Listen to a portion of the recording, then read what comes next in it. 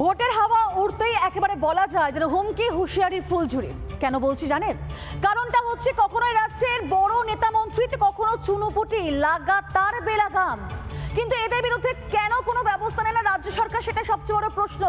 লাগাতার তারা বেলাগাম হয়ে হুমকি দিচ্ছেন, হুঁশিয়ারি দিচ্ছেন। আচ্ছা, লক্ষ্মীর ভান্ডার সেটা তো রাজ্যের সরকারি প্রকল্প, সেই সরকারি প্রকল্প নিয়েও ব্ল্যাকমেল। দেখুন,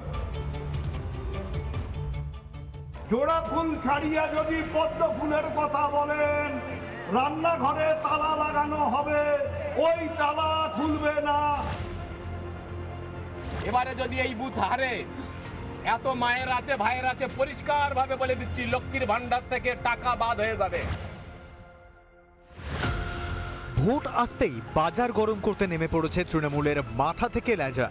ভোটে ঘাসফুল ছাড়া পদ্ম ফুলের চোখ গেলেই যেন বিপদ। বিপদের বার্তা সযত্নে যেন বয়ে আনছেন রাজ্যের মন্ত্রী থেকে বিধায়ক কিংবা সাংসদ।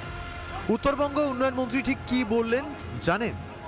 বাড়িতে বাড়িতে নোটিশ জারি করতে হবে, সাবধান।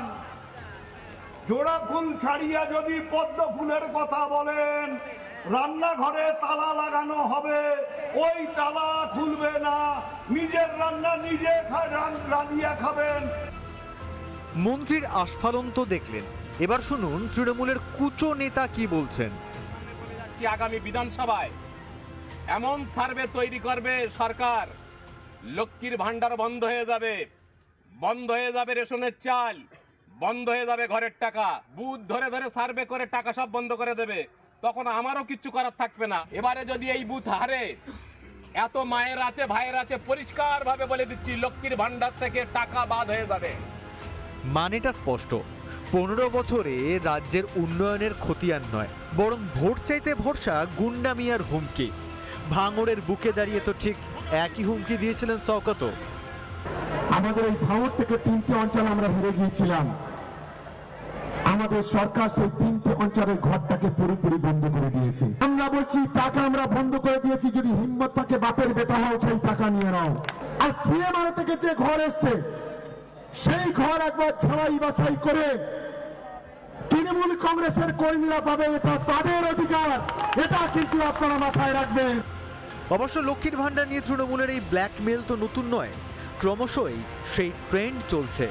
নাকি ভাবছেন ভোটটা বিজেপিকে দিলে কি হবে, মমতা ব্যানার্জির উন্নয়নটা তো পাচ্ছি, অসুবিধাটা কোথায়? এবার শুধু রবীন্দ্রসঙ্গীত বাজবে না, তার সাথে ডিজেও কিন্তু বাজবে। ভোটটা যারা দিচ্ছেন বিজেপিকে, এবার একটু ভেবে চিন্তে ভোটটা দিবেন। পরবর্তী যে উন্নয়নগুলো হবে, সেগুলোর কিন্তু হিসাব এবার রাখবো আমরা। 26-এর বিধানসভা নির্বাচন যত এগিয়ে আসছে, বিতর্ক তত বাড়ছে।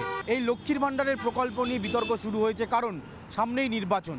তৃণমূল কংগ্রেসের কাছে এই মুহূর্তে সবথেকে বড় এজেন্ডা হচ্ছে মহিলা ভোটকে নিজেদের ঘরের দিকে টানা।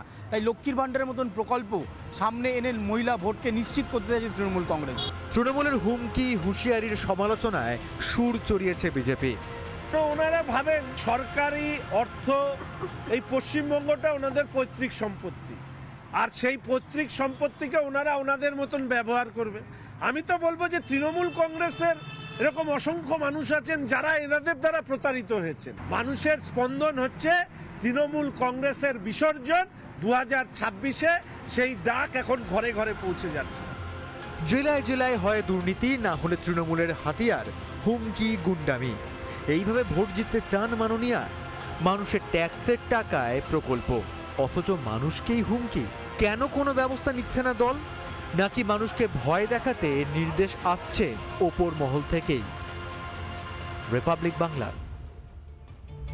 নানা ধরনের কন্টেন্ট দেখার জন্য লাইক করুন, শেয়ার করুন আমাদের ফেসবুক পেজ, সাবস্ক্রাইব করুন আমাদের ইউটিউব চ্যানেল। পাশাপাশি অন্যান্য ব্রেকিং নিউজের জন্য অবশ্যই চোখ রাখুন রিপাবলিক বাংলায়।